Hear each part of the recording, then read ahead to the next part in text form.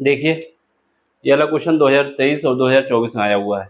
ठीक है, इसमें क्या है, ए और बी के विषय में बताया जा रहा है कि ये हमारे नॉन जीरो वेक्टर हैं और आपको ये प्रूव करना है कि vector A cross vector B करते हैं, फिर उसका मॉड निकालते हैं, तो ये लेस देन और इक्वल टू आना चाहिए mod of A dot mod of B.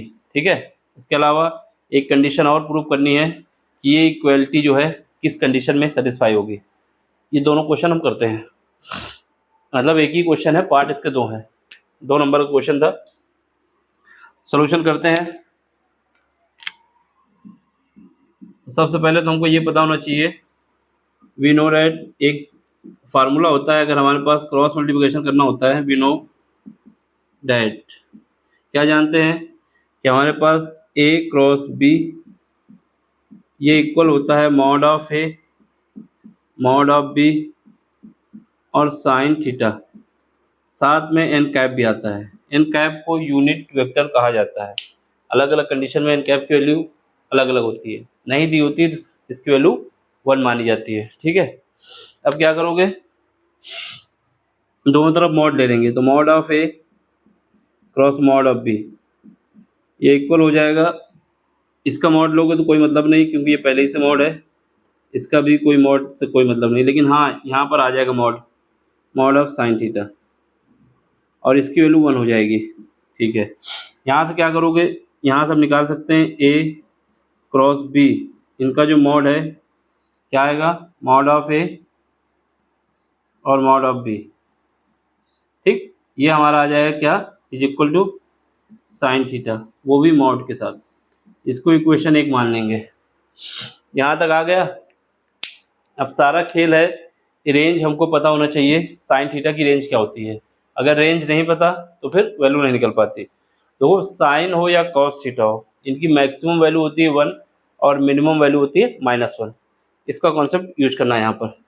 तो रेंज क्या देखनी है, इसकी रेंज देखनी है साइन थीटा की, तो लिख देंगे यहाँ पर range of sine theta, range of sine theta ये क्या आता है, इसकी लेस देन और equal to sine theta, greater than और इक्वल टू, सॉरी यहाँ पर -1 लेस देन और इक्वल टू, ये क्या है, इसके रिस्पेक्ट में देखना है साइन थीटा -1 से ज़्यादा होगा या फिर बराबर होगा, 1 से कम होगा या फिर 1 के बराबर होगा, इसके अलावा कुछ नहीं हो सकता है।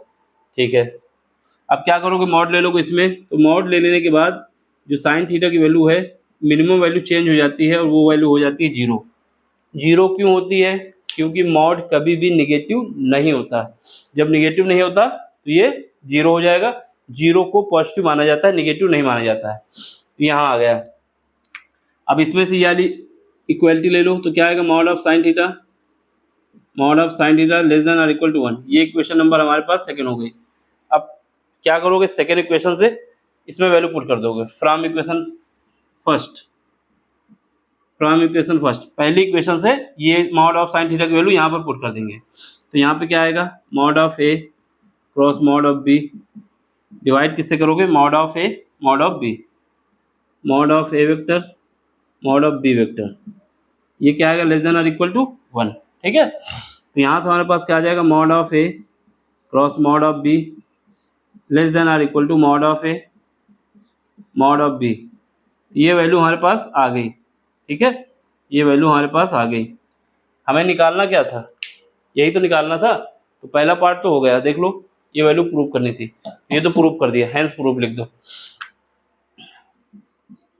हेंस प्रूव्ड, इतना तो काम हो गया। अब देखो, अब क्या है, हमको ये बताना है कि ये कंडीशन कब आ सकती है, सॉरी ये वाली कंडीशन कब आ सकती है।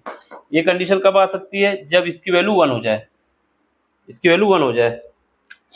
तो बताओगे फ्रॉम इक्वेशन फर्स्ट व्हेन, ये पहली इक्वेशन से है, इसको ऊपर लिख देते हैं यहाँ पे।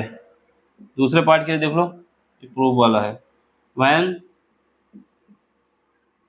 Mod of sine theta is equal to 1 then, so या देन क्या होगा, from equation first, then from first, पहले में आ जाओ, पहले में क्या करो, यहाँ पर मॉड ऑफ साइन थीटा वहाँ पर 1 रख देंगे, तो ये क्या आ जाएगा, यहाँ से हमारे पास आ जाएगा mod of A cross mod of B, divide करोगे किससे, मॉड ऑफ ए